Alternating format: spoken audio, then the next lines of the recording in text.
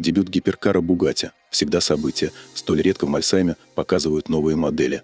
Эту премьеру ждали особенно. Впрочем, Bugatti Tourbillon не разочаровал.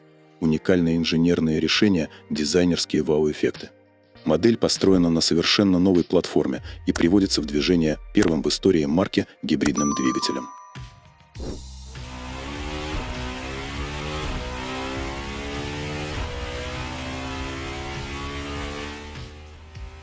Еще 5 лет назад Bugatti объявила, что больше не будет ставить рекорды скорости. Покорив отметку 483 км в час на серийном автомобиле, компании сосредоточились на других областях. Новый супергибрид Tourbillon нельзя назвать самым-самым. По разгонной динамике он уступает Rimac Nevera, по максимальной скорости SSC Tuatara, у которого максимальная скорость 509 км в час. На презентации автомобиля глава объединенной компании Bugatti Rimac Маттео Мац дал понять, что покупателей гиперкаров не интересуют сухие цифры. Мол, в скорости того же Rimac Nevera сомнений нет.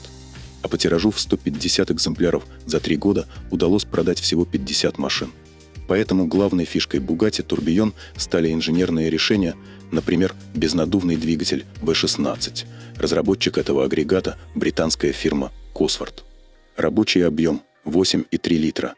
Это очень громкий верховой мотор, который можно раскручивать до 9000 оборотов в минуту. Сам по себе атмосферник выдает 1000 лошадиных сил и 900 ньютон-метра, что по меркам современных гиперкаров не так уж много. Поэтому Bugatti сделала ставку на гибридную систему с 3 электродвигателями, один встроенный в 8-ступенчатый преселективный робот. 2 других размещены на передней оси, каждый приводит в движение одно колесо. Пиковая отдача гибрида – 1800 лошадей, что на 200 лошадиных сил больше, чем V16 на Bugatti Chiron Supersport 300+, что позволяет Bugatti Tourbillon разогнаться с места до 100 км в час за 2 секунды. Максимальная скорость нового гиперкара – 445 км в час, то есть результат базового Chiron перекрыт на 5 км в час. Однако прогресс по разгонной динамике очевиден.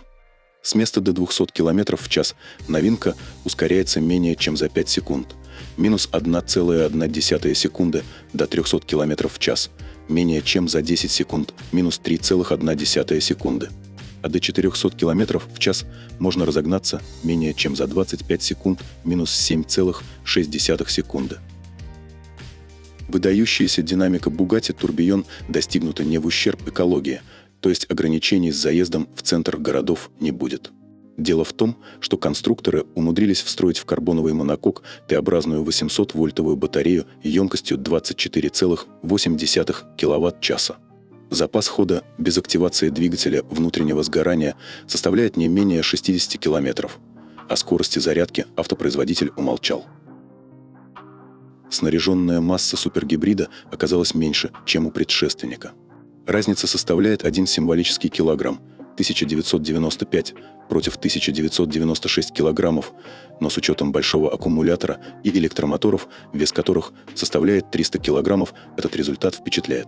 Сэкономить удалось благодаря отказу от тяжелого турбомотора V16, новый атмосферник весит всего 252 килограмма, отсутствию механического полного привода. Упрощению системы охлаждения и инновационной подвески. Кованые алюминиевые рычаги, напечатанные на 3D-принтере, на 45% легче. Как и прежде, в конструкции широко используются композитные материалы, карбон и титан. Интерьер Tourbillon как будто бросает вызов промышленности. Была поставлена задача создать салон вне времени, который не устареет ни через 10, ни через 100 лет. Поэтому внимание обратили на производителей часов. Никаких цифровых приборных панелей. Все показатели вплоть до заряда батареи отображаются стрелками. Перед водителем 3 круглых табло с выставленными на показ шестернями, объясняющими название модели. Конечно, Tourbillon у гиперкара нет. Механизма, компенсирующего влияние земного тяготения на точность хода часов, новинка не нуждается. Символизм состоит в том, что механические часы остаются актуальными и по сей день, хотя давно появились более точные электронные аналоги. Так и Bugatti Tourbillon олицетворяет спрос на монструозные бензиновые двигатели в эпоху электромобилей. Приборной панелью занимаются швейцарские мастера, и каждый кластер – произведение искусства, состоящее из 600 титановых деталей и драгоценных камней. Точность – от 5 до 50 микронов. Другой шедевр дизайна – руль с парящими лепестками. У него 2 спицы сверху и снизу, при этом ступица зафиксирована, а вся информация для водителя однозначно читается независимо от положения рулевого колеса. О регулировке руля ничего не сказано, но известно, что сиденье водителя жестко зафиксировано, а настраивать можно только положение педалей.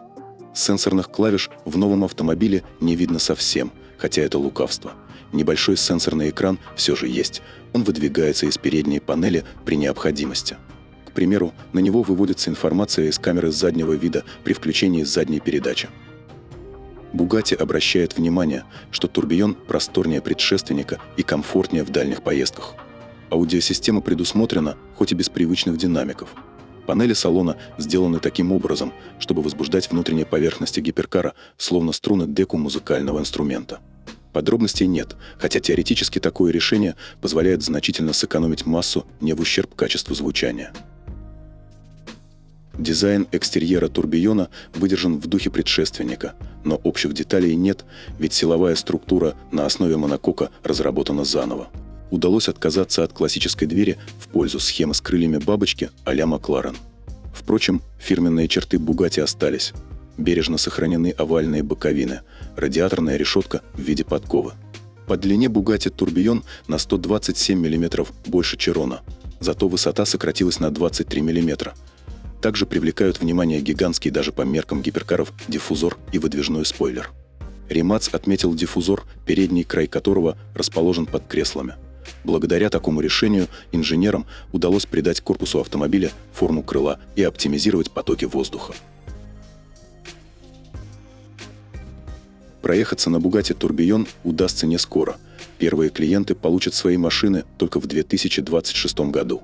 Тираж купе ограничен 250 экземплярами, стартовая цена – 3,8 миллиона евро. Для сравнения, базовый Чирон стоил 2 миллиона 400 тысяч евро, а тираж составил 500 авто. Ручную сборку гиперкаров наладят на единственном заводе марки во французском Мальсеме. Спасибо за просмотр. Если видео было для вас интересным, оставляйте свои благодарные лайки и делитесь комментариями. Подписывайтесь на канал, если еще не подписались. Всего доброго и до встречи на нашем канале.